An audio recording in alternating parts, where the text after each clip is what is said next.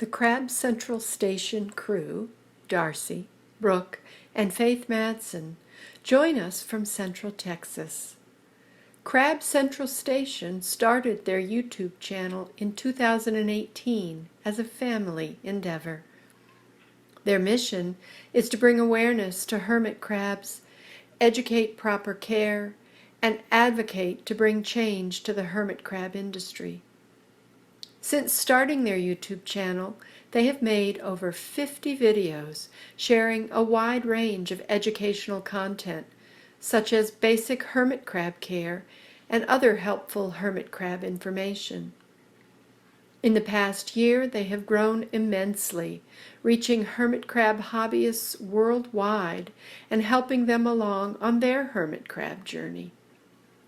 As they work to advance their mission, Crab Central Station has also decided to contribute to the captive breeding program, lovingly mentored by Mary Akers, as they work to add to the research and knowledge of captive bred hermit crabs.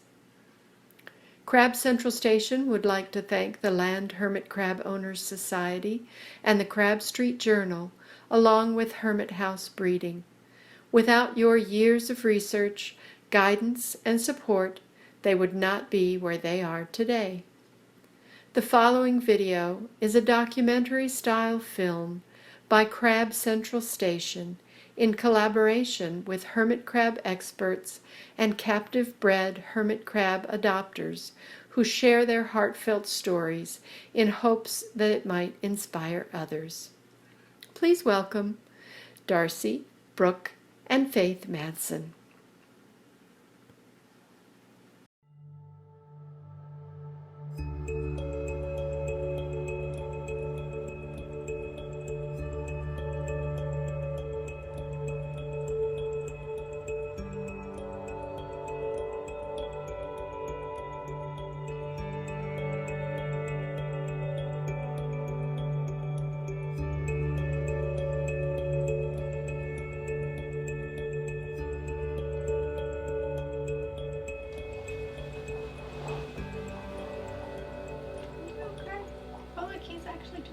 Come here, little guy.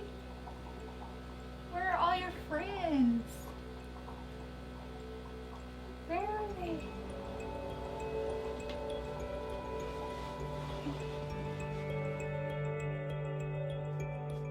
My name is Darcy Madsen, and I am a hermit crab hobbyist. I think people would definitely consider me a crazy crab lady, yes, for sure. This is my crab room, and I basically have 700 gallons worth of tanks. I have 4 toppers, 7 actual tanks that line the perimeter of one of the bedrooms in my house, and I have 45 hermit crabs, 6 different species, and basically this is their house, this is their home, this is where they live.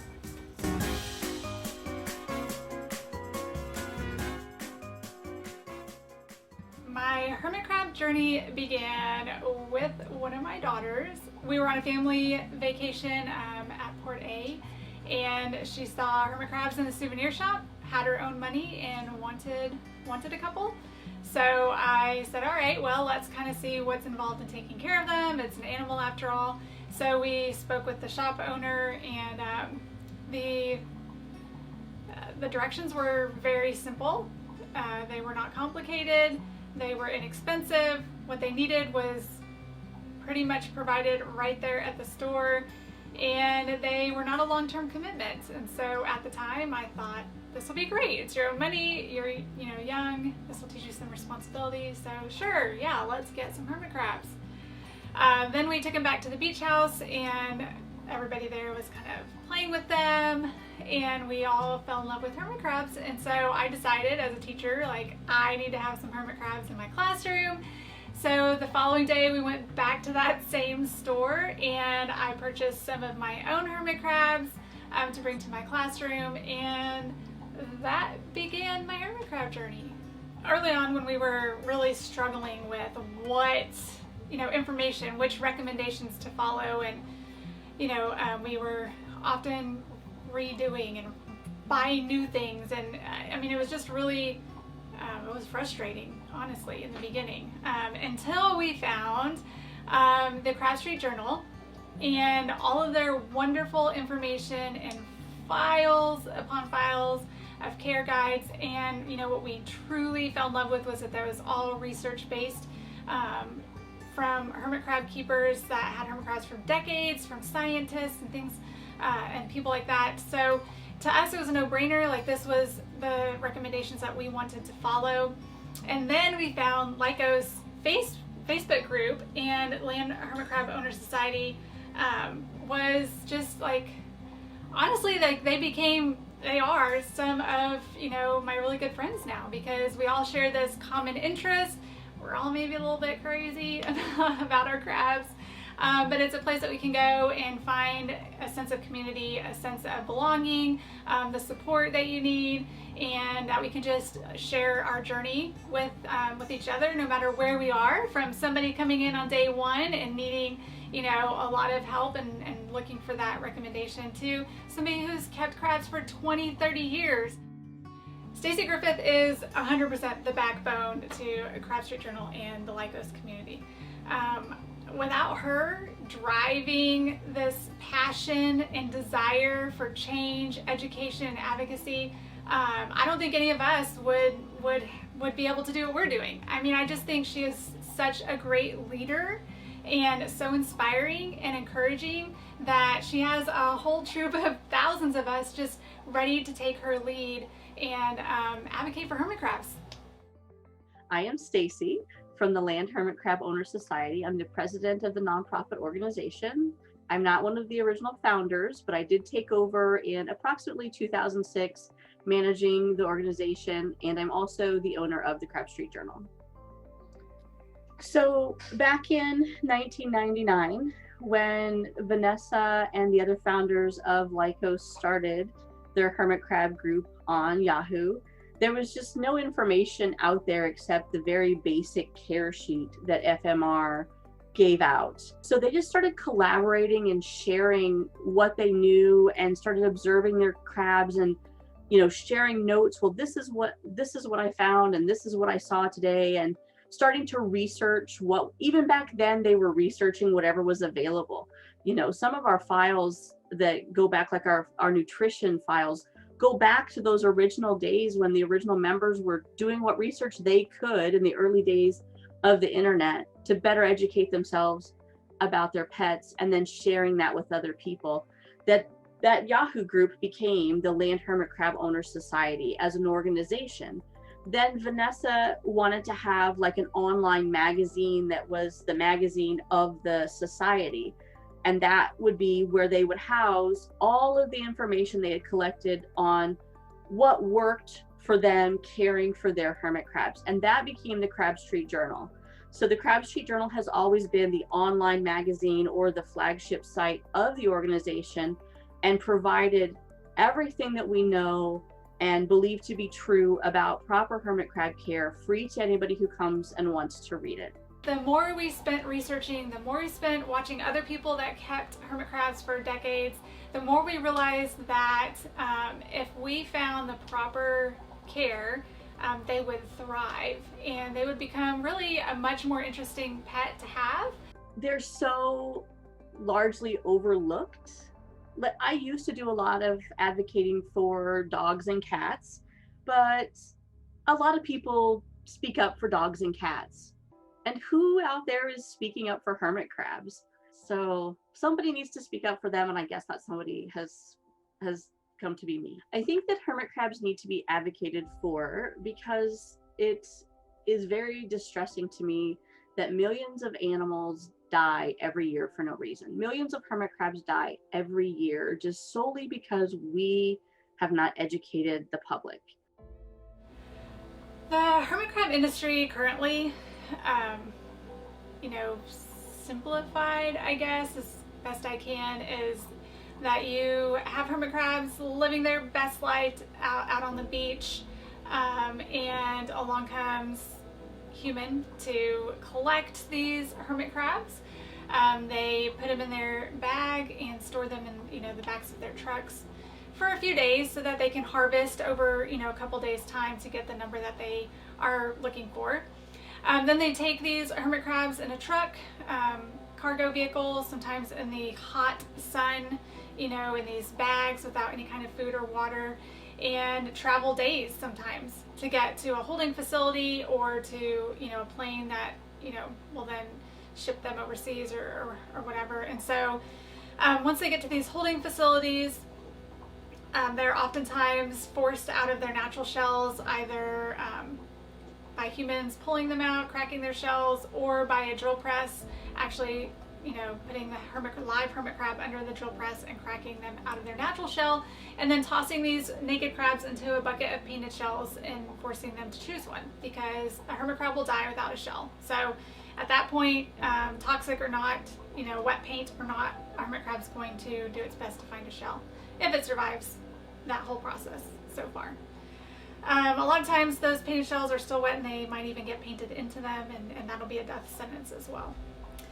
After being several days in these holding facilities, then they will package up some burlap sacks full of hermit crabs to be able to ship to beach shops, souvenirs, pet stores, mall kiosks, all these places that we've seen hermit crabs being sold. Again, they are without food, without water, and at this point they're no longer in their natural environment, so they now are without the heat and the humidity that they also need to survive. So they are extremely dehydrated, they are starving, and a lot of them are injured. So they make it to these stores to be sold and are kept in less than ideal conditions most of the time, where they are not given both types of water that they need, given pellets food to eat, which is toxic to them and harmful, usually not given the correct heat or humidity that they need to actually breathe. And so again, they're sitting here in the stores waiting to be purchased in horrible conditions and slowly suffocating and slowly dying. And so by the time they get to you at home, a lot of damage has been done, and a lot of times too much damage to overcome. And millions of hermit crabs die at some point along this process before they ever get to you. So Rizky Pachanto lives in Indonesia and has actually visited one of these holding facilities and can recount his personal feeling and what he saw at these compounds. The first thing that you noticed was the smell. And it was even more pronounced that day because they just had a shipment came in. It was transported in a not so ideal way. So the hermit crabs were exposed to the tropical heat, to the midday heat for God knows, So I don't know, probably more than half of the hermit crabs that came in the shipment were dead. And the first thing I saw when I came into the gate was on my left. There was a pile of like the small rugosus and viola, and it was dead. Like just it was, I think, 3 feet high, the pile. I don't know how many thousands were there lying dead. As I go further in, I saw this concrete vats, and in the middle of the vat they had this big bucket, and in that big bucket they just piled up all the dead ones, again 3 feet high. It's all, they're all big hermit crabs just lying there dead. Either they all were out of their shells. If it were dogs and cats that were dying that fast, if people regularly had a dog or cat that died a month after it came home, imagine the outrage, But because it's a little bitty crab that people think is insignificant, it's okay. If we're going to take a wild animal from its perfect wild habitat and hold it captive in our home, it deserves the very best. To be treated like a toy or a plastic piece of nothing that can just be thrown away when you've lost interest in it is really disturbing to me. And conveying that message to children is equally disturbing to me. That because this life is so small, it doesn't matter. I'm not against people keeping them as pets, but so many of them die in the pet trade because the pet trade really is focused on economic gain and not education and proper animal husbandry or conservation of the wild population. So for me, it's about the hermit crabs not dying senselessly for no reason, just because we simply aren't telling them better. And information is free and knowledge is free. There's no reason for a pet store not to give you the information you need about your pet. What do they gain from not telling you the proper way to care for your animal? You know, it doesn't make sense to me. The whole chain does not make any sense to me. As I became aware of the hermit crab industry, I mean, at the time I didn't even know that all hermit crabs were wild caught. You know, I mean, that's really almost unheard of, you know, anymore. Most animals are captive bred. But once I learned of the industry, learned of the plight of the hermit crab, I mean, as a hobbyist, there was no way I could, you know, continue to support that type of industry. Every time, you know, I would go to a store and purchase a hermit crab, then that just gives the whole cycle the momentum they need to go out and harvest more and the whole thing, and so that more can be replaced in the store. So I'm not really rescuing any kind of hermit crab from a store. I'm perpetuating that horrible industry. And so, you know, I had to come to the decision that I would not support that and instead look at adopting. So there's a lot of different ways that you can do that. And, you know, Lycos has a great adoption program. I've adopted hermit crabs through that program. A lot of times you can get healthy crabs because people have been keeping them in great conditions and they just need to rehome them for whatever situation. Also, you can adopt from Facebook Market or Craigslist and that sort of thing. Again, these are crabs who are needing to be rehomed, and if we're not out there looking to get those crabs and bring them to our tanks, you know, they might just drop them in the backyard. I've heard horror stories about that. So put them in the trash, I don't know. But, you know, actively seeking out those types of crabs are also a really good idea. You're not supporting the trade in that way. I think somebody needs to continue to advocate so that we can really save hermit crabs' lives. Save the wild crabs from being completely wiped out, from being over harvested, simply out of our own ignorance. Over the past several years, many people have made attempts to captive breed in their homes, and there have been small successes over the years. And with each success, the next person to try builds on that a little bit more and builds on that a little bit more. One of the people in recent years who's been the most successful in captive breeding is Mary Akers. Mary Akers is currently the vice president of the Land Hermit Crab Owners Society, but she came into our Facebook group as any other member seeking help for her hermit crabs. I had no idea when Mary joined the group that she was going to be as important as she is, and that she was going to be so important to me realizing my dream of seeing Lycos grow and make a change, and that captive breeding was going to be the step that we needed to really make a change in the pet industry.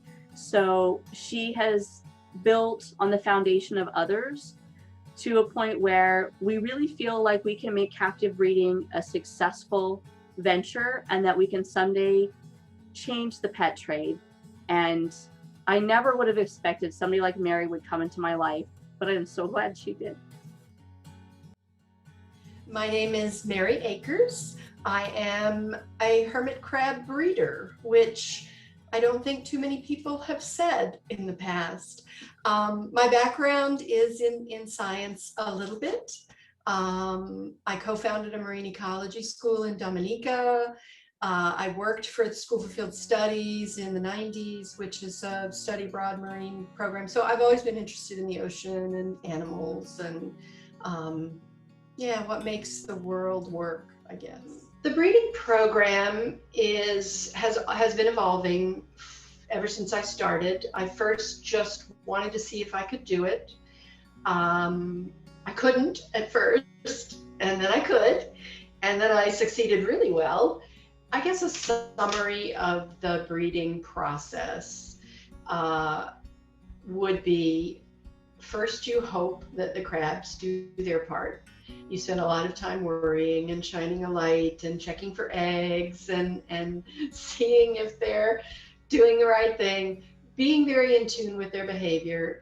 The females, in my experience, get very restless when they're looking to spawn, so you can kind of check behavior. When I can tell the females are at that stage, I will put them in a bucket that's it's not clear, so they're very, they have one job. I have a rock they can climb out on. I have a really strong bubbler, and no other crabs around. They just have this quiet space to do their spawning safely.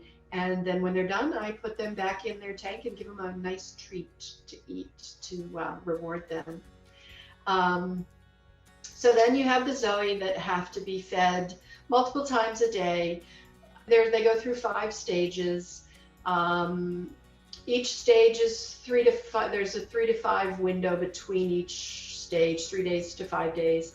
At roughly day 16, they start to make megalopa, which is when they have claws and all their legs and antenna and everything. That's the most difficult molt for them, the most dangerous one. A lot of their structures have to change. So day 16, I move them to a transition tank, which is just about 3 to 4 inches of water, a bigger expanse of water in a bin with a lot of climb out areas for them and a lot of shells. And that water has to be changed, but not as often, just portions of it. And then the rest is up to them. That's the hardest part, is waiting for them to be crabs, to find a shell and tuck their butt inside it and say, I think I'll walk on land now. Let's see what's that like to breathe air. And then that miraculous journey of those.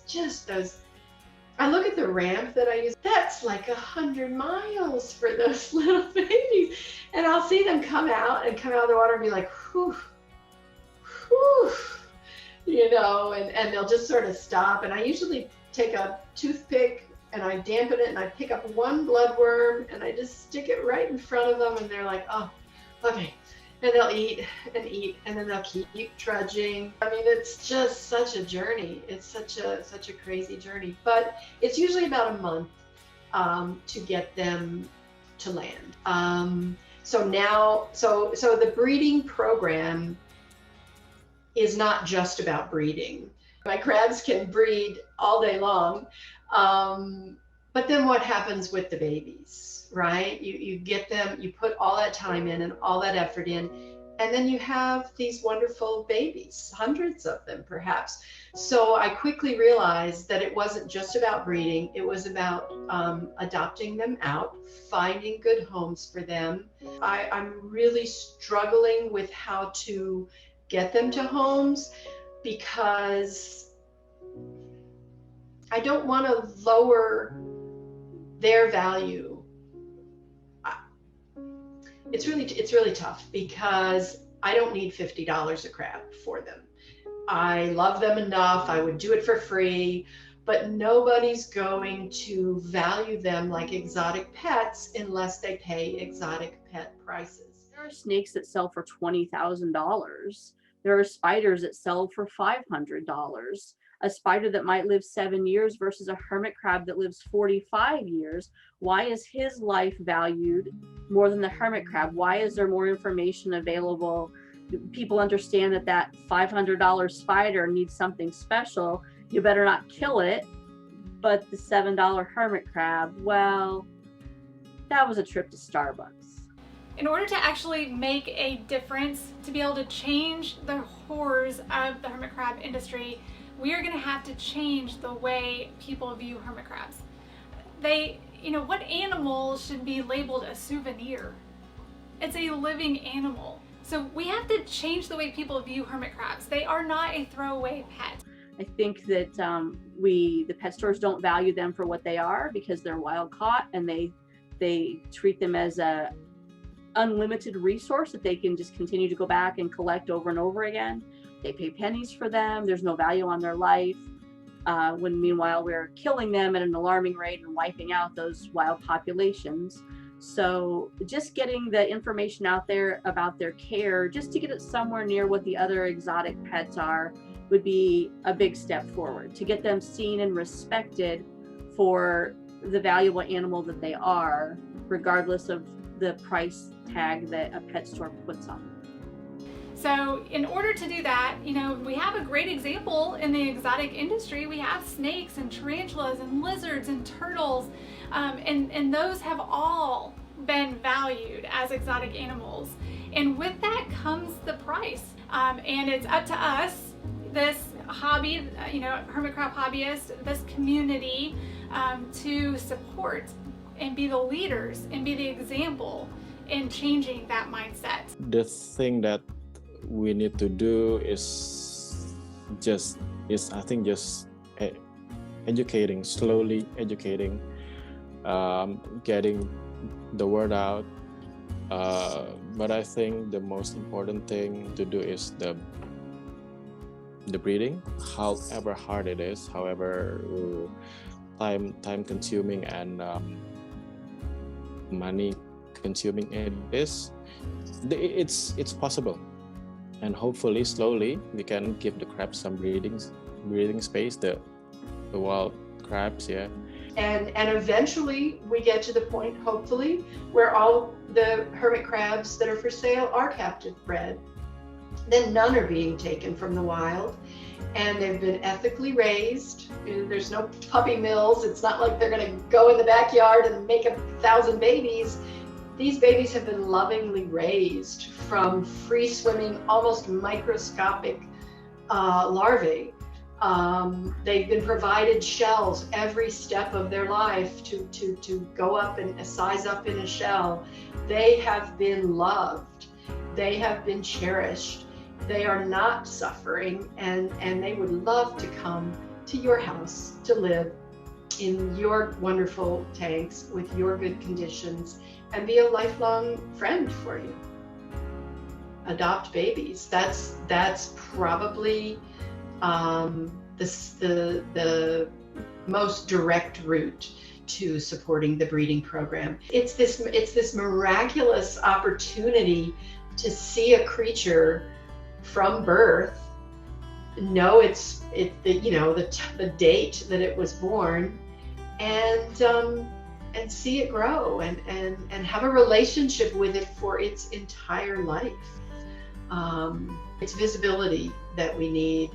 It is sharing the word that we need, and sharing what the babies mean to you. If you have adopted, you have a voice out there to help more crabs, simply by talking about how much you love your babies. My name is Trisha. I'm Jackson. I'm Christine Altman. My name is Andrea Skinner. My name is Serena Huffman. And this is Our Adoption Story. This is our adoption story. This is our adoption story. This is our adoption story. This is our adoption story. And this is our adoption story.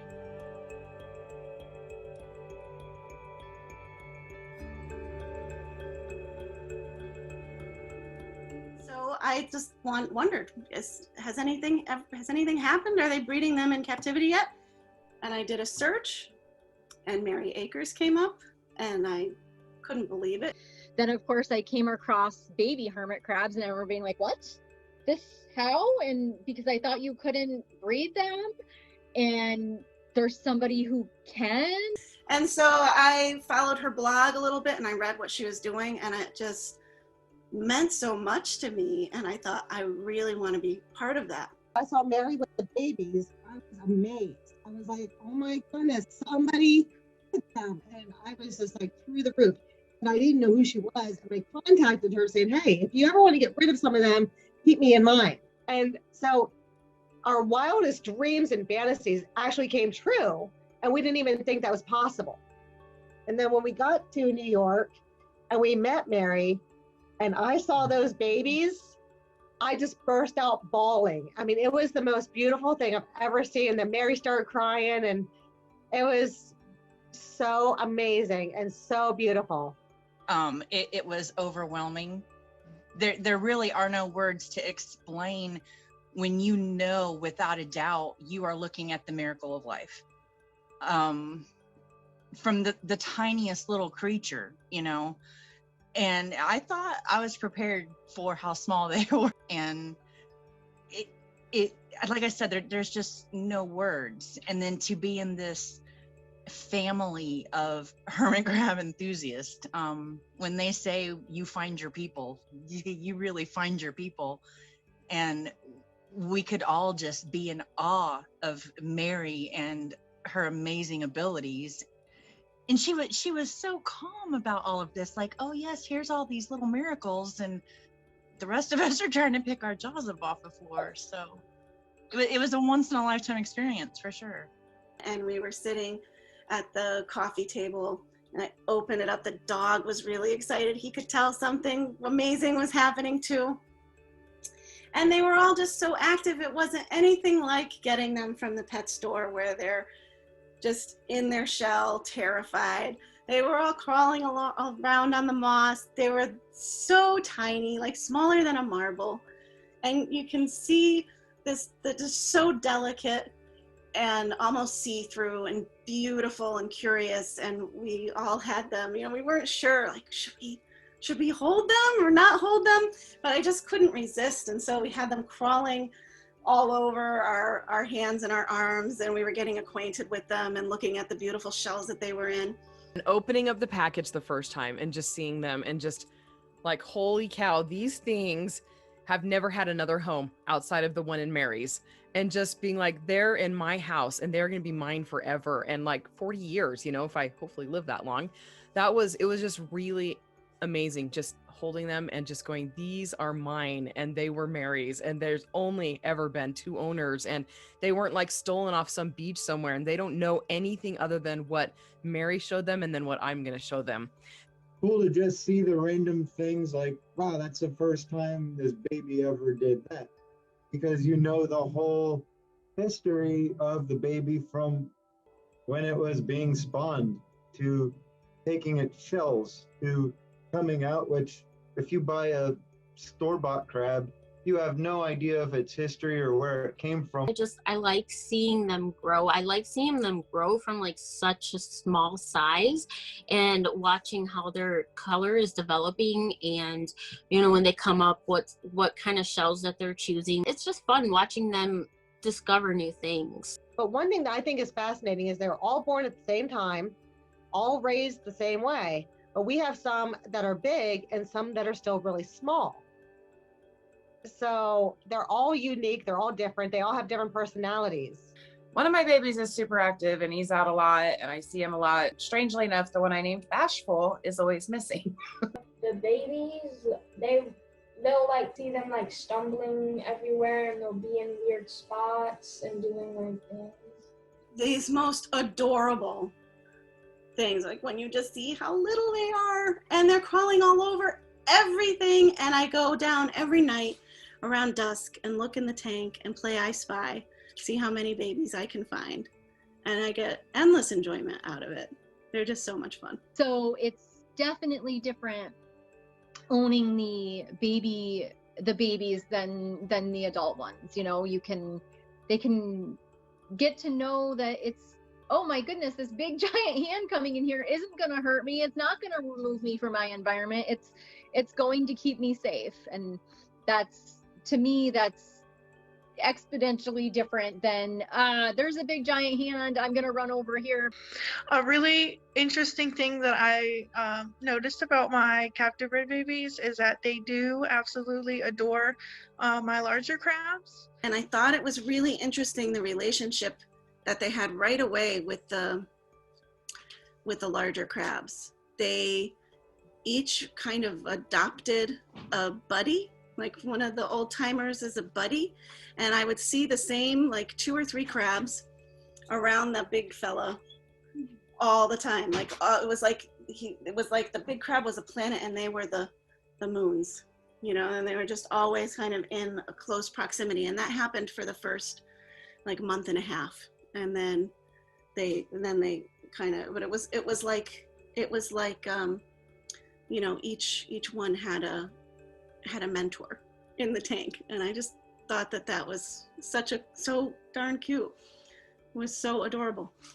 They're so cute. And then just knowing where they came from and how, you know, how they were raised, how they were brought into life. I mean, it's like really, I don't know, it's really sweet. It's really tender. It's really awesome to be in part of something that's that big, you know?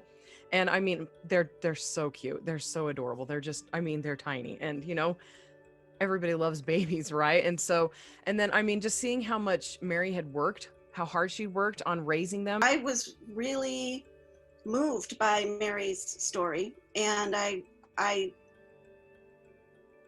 wasn't sure that I wanted more crabs at that time, but I felt it was really, really important to be a part of it. And I felt compelled to be a part of it. I really wanted to get in on this historical thing that had happened. And, you know, I have other exotics. And when I was a kid, I had like you know, the chameleons, and they were all wild caught at that time. And they all came in with parasites, and they were sick, and they didn't live long, and they were very stressed.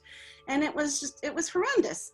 And then somebody figures out how to breed them, and everything is just elevated. Once they're being bred in captivity, then the whole industry is being elevated. You have healthy animals that were cared for, that have, you know, aren't stressed. They didn't get ripped from their wild habitat. They've known nothing but these crazy apes who want to take care of them. And it just is so much more enjoyable. We wanted to adopt captive bred babies to help change the industry and to help do our part as far as raising awareness of how crabs are captured out in the wild and how we are successfully able to breed in captivity now, and what a difference that would make to the industry and to these crabs that are, you know, captured in the wild in such horrific conditions. It's surreal. I mean, bringing any life into this world is pretty crazy, pretty amazing. And just knowing that it was considered impossible, and now there are hundreds of babies still waiting for homes, is pretty great. Babies that didn't have to be ripped from their home or depleting natural resources of shells and just to import them. It means a lot more than just having a captive bred baby to own and to show people. I think it means a lot in regards to the crabs who are wild caught every day. Favorite part of owning these babies is just being part of the history of it, because we are breaking new ground and trying to, like, for lack of a better word, mass produce these babies so that the ones in the wild can just be left alone and live free the way they're supposed to. I mean, we captive breed a lot of other animals, and so why not hermit crabs? I think that, like, with what Mary is doing, she can't do it by herself. And even though, like, I only adopted 4 babies, that's still 4 babies that, you know, went into a home, and she can't do it by herself. She can't place all the babies just by us adopting from the groups. Like, it has to go bigger than that. So I do, like, and it has to start somewhere, and it starts with us. I feel like I'm part of something so much bigger than myself, and that I can, with just this simple little thing, which is committing to, you know, adoption, and I can be part of changing the way that these crabs are treated in the wild. This tiny little part that I have, if we all get together and do it, then we've transformed the industry for these creatures and made it. I really want the pet industry to know how valuable these guys are. And it makes me so angry that they're a throwaway pet. That they're like the hardest pet I own, really. They're the one that takes the most commitment. It breaks my heart, like, to think about that many crabs getting taken off of the beach and shoved into bags, and who knows how many weeks they're without food and water. And I think that if we can get the world to see exactly what this process entails, what these little critters go through, they'll be able to hold more value in them and see them as the exotic pet that they are. Every little thing counts, you know? So definitely I would try to educate, because I was that classic hermit crab owner that had no idea. I did not know what I was getting into. When I told them that I was a good bit of hermit crabs, and they are like, what? And they're like, I'm dying in 2 weeks. And I was like, well, now I have to take care of them. To have kids involved in it, because like you say, he talks to his friends, and that's where it starts. You know, not many adults go, I want a hermit crab, and, you know, go find them. It's usually, you know, kids are involved and want them. So, you know, if you can start at the root with the kids and them hearing from other kids how to take care of them properly, you can have them as pets for years, and you just have to take care of them. They're not a throwaway pet, they're a commitment. And if we all get together, those of us who love these guys and see their value, if we all get together, we can show what they're worth. I really see the captive bred baby industry like really taking off, but it's going to take a while to get to that point, because we have to educate enough of the other people that are out there. It helps that we do have these Facebook hermit crab groups. There's Instagram, Reddit, Tumblr, to put out the information, and of course YouTube, to put out the information, and hopefully that can reach as many people as possible, and more people will realize it's not such an impossible task to breed these anymore. It's still very difficult, but it's not impossible. I think that each person who adopts, it might not seem like a big change right off, but the more people we can encourage to adopt, for sure it's gonna change, especially with the captive breds coming into boot. Like, people can stop getting them from pet stores. Pet stores will just have to either start getting them from our captive bred breeder, and hopefully just end having to take them from the wild and just let those hermit crabs thrive in their environment. I feel very honored to have some of the babies.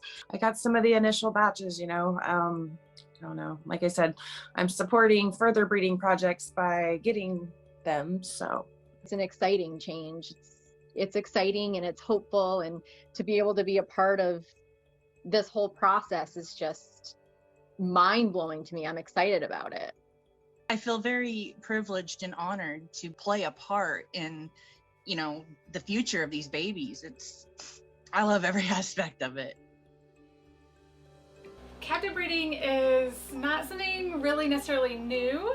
It's not a new idea per se. It's something that has been going on for years, actually. People in the hermit crab community have been working hard at captive breeding. However, it's just recently really taken off because, you know, mother of all crabs, Mary Akers, has had such success recently at being able to bring enough hermit crabs to land that they can then be adopted out in a sustainable way. And she's also made her whole process of breeding accessible to other at-home breeders, and is just like so caring and loving and knowledgeable and willing to share that knowledge so that we can actually have captive breeding make a difference in the hermit crab industry. Being able to captive breed hermit crab means that it's possible for us to do differently, and not just stick to the old method. I just feel like there's so much room for growth and there's so much need that, you know, I just can't sit back and not do my part. I feel like I've learned a lot about them. I've learned to appreciate them as an animal, and I want to share that with other people. I think they will definitely, I feel like, gain value as an exotic animal when people actually learn everything that they do and how amazing that they are. And spread the word. We need people to understand the complexity, the uniqueness, the incredible role that these animals play in the wild. Whether you're a hermit crab owner or not, there is something you can do. Even if it's just sharing what you learned on social media and spread the education. You know, we spread silly videos about, you know, nonsense all the time. Share some education. You never know who's watching your feed. You never know who's going to see it. If you have hermit crabs, do the same thing, but post pictures of your crabs on. Don't just hide your crabs away in the Facebook group. Post them on your own timeline. You have no idea who else out there on your social media account might be considering hermit crabs, might have hermit crabs, and they may want to ask questions. It'll open you up to asking questions. You can share what you know. You can support Mary's breeding program and talk to people about how important captive breeding is. There's a couple of ways that people can support the breeding program. They can adopt babies. That's probably the most direct route to supporting the breeding program. And that's not just because you are taking the babies off of my hands, which is helpful because I have a lot, but I don't know anyone who's adopted their babies and hasn't photobombed the internet with pictures, shared it on their Facebook, shared it on their Instagram, and that spreads the word. So it's adopting. If you can't adopt, you can still share other people's photos of these tiny, miraculous little creatures. So adopt, don't shop. That's our message. You can adopt a captive bred baby. You can adopt an unwanted crab that can't go back into the wild because he's been in captivity. There are no words to prepare you for what you're about to experience and how amazing these little guys are. We're all sort of learning together what they need, how best for them to survive and thrive. We're learning as we go. We're running to keep from falling. We're trying to figure it out, and I think we're doing a great job, really. I mean, all things considered, you know, a few people alone in their houses with their crabs working to change the industry. Doesn't get more grassroots than that.